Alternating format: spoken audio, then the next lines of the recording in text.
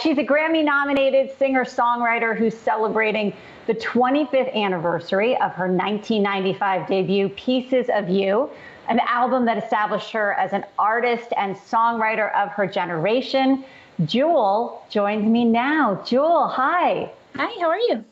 I'm doing pretty well. How are you doing? Where are you? I live in the Rockies in Colorado right now. It's where I'm holed up. Yeah, so we're all holed up in our homes right now. And during this period of crisis and social distancing, you launched Live from San Quarantine, a live stream concert. It's in partnership with your Never Broken charity. What's your hope for this project? I have a youth foundation, and we help take at-risk youth and give them mindfulness and psychological tools to help them overcome anxiety, depression, suicidal ideation, all using a toolkit that I developed for myself while I was homeless. But we lost our ability to fundraise, and so we hustled really quickly and did a live concert, and we were able to raise $500,000 in a couple of hours, which was amazing. But we have a long ways to go. Our budget for the year is $1.4 million. So we have a ways to go yet. We're looking for 5,000 people to donate $1 a day. If we can get 5,000 people to commit to that, we'll be taken care of. So you've always been really passionate about mental health. Right now, I think there's a lot of people struggling with issues of anxiety and depression. What is your message about mental health in the time of COVID-19?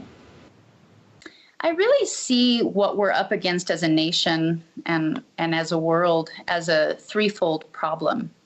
And each one needs an actionable plan. The virus is obviously one. It's a pandemic. The economic fallout is another. And the mental health fallout is another. And I see all three as very serious threats, if you will. Suicides tend to increase and nearly double during recessions. And you add isolation and the type of fear that we're up against because of the virus, and those numbers, I think, could go north of there. Suicide hotlines are up 300%. So there were about 1.2 million suicide attempts last year. So you just do the rough numbers on that doubling, and you're looking at the loss of life from mental health issues possibly eclipsing loss of life from the virus, which, of course, I hope doesn't happen. But I think we need to be really open about it. We need to raise awareness about it and create tools that people can use from home, whether they have access to healthcare professionals, therapists, and those types of things or not. So what are some of the simple things that somebody could do if they are sheltering in place and feel like they need help? I developed a free website with clinically proven tools on it. It's called jewelneverbroken.com. I formed it with my charity. It's a 501(c)(3), so anybody has access to it. The tools were proven to help rewire your brain, just thanks to neuroplasticity, which is kind of a fancy word for starving old habits and building new ones. And so all of these exercises help you do that. They are explained how they work by Dr. Judson Brewer, but they're very simple, little 3-minute exercises that just help retrain your focus. So that's a free resource to anybody. You can also learn to meditate there and breathe. You can learn amazing facts like you can grow your frontal lobes in 8 weeks. You can increase the size of your frontal lobe and decrease the size of your amygdala, where your anxiety lives, in 8 weeks. And then you can actually go from there and start working with specific habits. I'm definitely encouraging all the companies that I consult with and the people that I work with to look at this time as an opportunity to let something go and to dedicate yourself to something new. So what have you always wished you had the time to let go of, but never thought you'd have the courage or time to do it? What did you always wish you started? This is definitely a time where you should be thinking, what do I want to get out of this experience?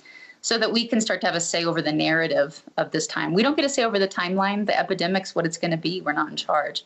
But we do get to choose how it affects us. What do you think the role of music is in making yourself feel better? I just interviewed a doctor at the Mayo Clinic who's been singing online, and it's really resonated with people. And I just find that a lot of people are tapping into music now to make themselves feel better. Yeah, anybody that doubted that the arts are important prior to this, I hope they can really see that it's profound. We heal through music. We heal through sound. It's so primordial. While our platforms and how we monetize music has changed over the years. The desire for music is inescapable. It's really genetic. And it is free therapy. You know, how many times have we cried to the radio, and it was just as good a cry as if we were in a therapist's office and we felt known and seen, even though it was just a faceless voice on the radio. You're at home right now. What are your top 3 tips for relaxing and de-stressing at home? Top 3 tips. Number 1 is turn off the news. I call it fear porn. You know, if you have one of the news channels blaring 24 hours a day, you're going to be anxietal. It's anxious stuff. So I'm telling all my friends to get off the news. I only look at my medical websites and my government websites to understand what my best practices and standards and practices should be. You know, there'll be limited times where I might get on my phone and look at news or things like that. But I think limiting our exposure to the amount of anxiety and hyperbole that's going on around this is really important. What we put in our mouth is important right now, but just as much as that, what we put in our eyes and our ears is equally as important to how we feel and what our experience is. Number 2, I'd say it's a good time to learn how to meditate if you've never tried it. You can log onto my website. It's super simple. It's just breathing. It's just the willingness to be present and follow your breath, and it's a good time to do that. The other thing I'm really encouraging people to do is to ask yourself, what do I want to get out of this experience? Worry is a misuse of creativity. It's just misdirected, misguided creativity.